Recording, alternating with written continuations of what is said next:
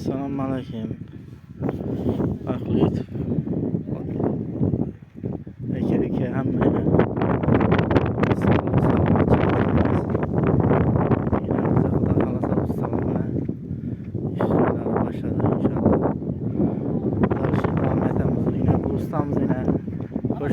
Qo'shqar aka gaplar berasizmi aka?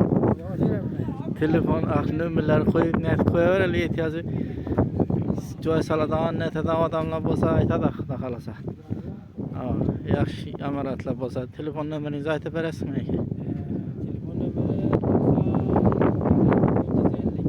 nomeri 952 yan taraf bitnak, yan karvak o'xshagacha xizmati ishini joy solish xizmati. Universal hamma narsaga gideriladi. Shepirma, pol, panur, noldan ish qilib podключадан qilib beradilar ustamiz.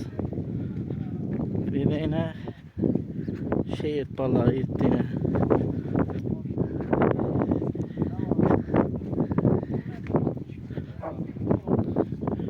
Büyükten bak gepler benim. İçerisinde tutmasala. Ben sağ olun. Çok hizmetler etmekle. Malades sağ ol. Kaysalar güç kuvvet versin. İmaretleri kura vergeysiler. Köpüne. Yine verin. İşiniz olsa ayta verin. Buraya verimiz. Farkı yok.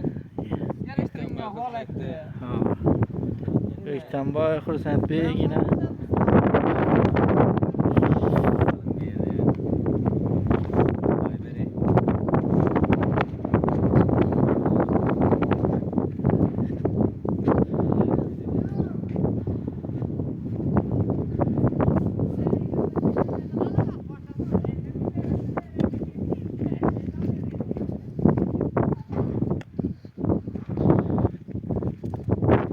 Ümit aka bir gaplar berasizmi aka? Meydandaki ballaringizdan salom yo'llashingiz mumkin. Ümit aka musafirdagilari. Sayırsa oldu ular. Bo'ldimi? Yaxshi, salomat bo'laysiz.